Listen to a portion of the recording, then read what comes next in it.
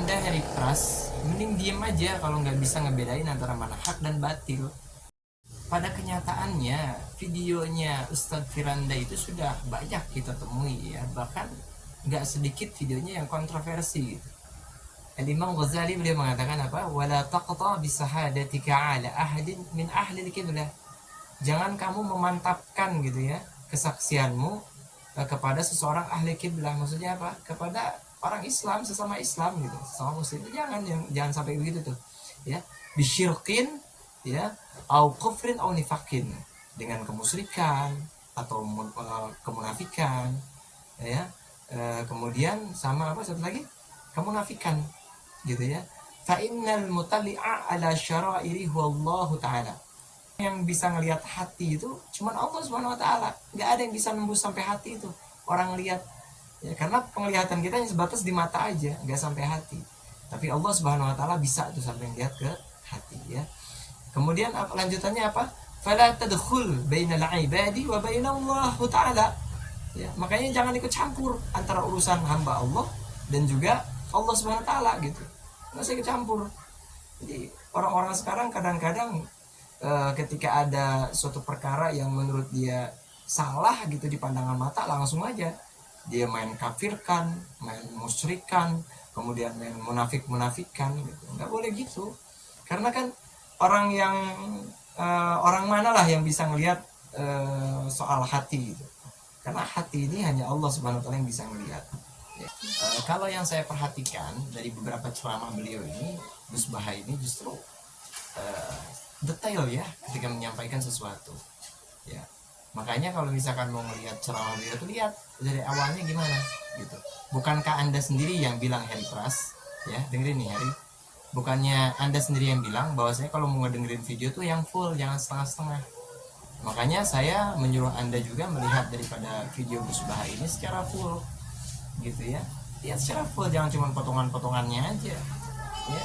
Anda kemudian menuduh Gus Baha menuduh Salafi Wahabi, mengatakan apa? Mengatakan Allahumma shalli ala sayyidina Muhammad kafir gitu ya, mengkafirkan gitu. Kemudian ada bantah, nggak ada tuh yang mengkafirkan. Itu buktinya apa? Membidah-bidahkan ada kan buktinya. Dikit-dikit bid'ah, dikit-dikit syirik, dikit-dikit kafir gitu kan. Banyak sekali orang yang mengatakan demikian gitu di kalangan yang katanya ustadz yang mengaku si paling sunnah. Gampang banget menghujat orang-orang, itu gampang banget. Ketika ada yang memang bertentangan, langsung dihujat gitu. Padahal nggak boleh begitu, karena agama ini nggak memaksa seseorang gitu. Memang betul menekankan syariat ini seperti contoh perempuan memang harus berjilbab, berhijab, menutup aurat dengan sempurna gitu. Tapi kan nggak semua kalangan, gini deh, di Arab aja, di Arab gak semua orang Arab itu ngerti Al-Quran dengan sebenar-benarnya. Itu orang Arab asli loh. Kemudian gak semua juga orang-orang yang memang dia ini orang Madinah kemudian ta'aluk cintanya kuat kepada Nabi Muhammad, enggak gitu. Kemudian juga enggak selalu memang dia dari orang Arab sendiri dia betul-betul memahami ilmu agama, enggak gitu. Itu orang Arab, apalagi orang Indonesia. Perlu betul-betul tahapan-tahapan ya yang memang perlu kesabaran yang besar gitu ketika kita membimbing mereka. Gak gampang menerapkan suatu kebiasaan yang memang harus dilakukan sebagai seorang muslim, harus dilakukan sebagai seorang muslimah. Contoh gini, ketika ada ulama mengajak ziarah kepada makam para wali misalkan. Nah, para ulama ini sebetulnya menunjukkan cara yang benar, seperti contoh mendoakan ya, kemudian dalam artian juga menceritakan kisah-kisah daripada amal-amal solehnya, amal-amal ibadahnya ya, seperti itu, keilmuannya gitu. Kadang-kadang apa ya, ngambil keberkahan itu bukan berarti kita meminta juga ke orang yang udah meninggal, enggak, hanya menjadikan wasilah aja, wasilah perantara gitu. Dan bukan berarti nanti ada bahasa-bahasa, oh berarti kalau misalkan disamain wali ini kan diibaratkan seperti katakanlah bupatinya, DPR-nya ya, misal kemudian barulah dari situ disampaikan ke presiden misal gitu kan. Bukan berarti ketika demikian lalu menyamakan antara manusia dengan Allah Subhanahu wa taala, enggak gitu konsepnya. Jadi kamu salah paham, benar-benar salah paham gitu loh. Bukan berarti menyamakan, ngawur. Jadi oke lah, siapa sih yang paham yang ada dalam hati gitu loh? Nggak ada yang paham dalam hati. Itu sedangkan kan hati ini yang bermain, bukan lisan. Itu pengibaratan aja biar mudah dipahami, mudah dicerna oleh orang-orang yang awam. Ini maksudnya gini loh, ya. Jadi apa namanya?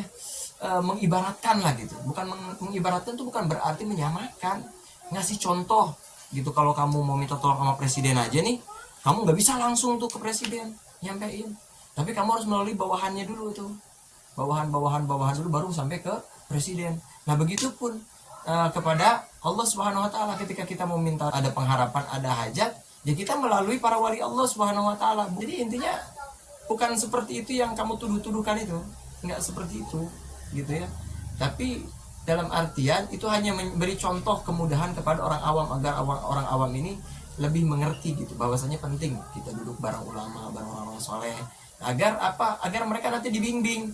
Biar gimana caranya sih kamu nyampe ke Allah Subhanahu wa taala. Kalau bukan ulama, siapa lagi dong yang bisa ngajarin kita? Kalau bukan orang-orang soleh, siapa yang bisa menuntun kita ke jalan Allah? Terus bisa-bisa aja gitu kita sendiri beramal. Nggak bisa. Ya. Orang yang beramal tanpa ilmu itu gimana? Ditolak oleh Allah. Ya, beramal aja sholat aja beramal aja. Tapi nggak tahu ilmunya yang benar. Kagak diterima amalnya. Dia sedekah aja misalkan dia kerjain ya, kemudian tanpa dengan tuntunan ulama cara beramal sedekahnya salah juga. Contoh sedekah yang riya, sedekah tapi sombong gitu ya, sedekah tapi menghinain orang gitu kan, itu kan tuntunan yang nggak benar ya. Kalau mau sedekah tanya sama ulama gimana sih cara sedekah yang benar gitu. Kemudian gimana sih cara ngerjain sholat yang benar, cara ngerjain puasa yang benar gimana, cara berwudu yang benar gimana, tanya ke ulama.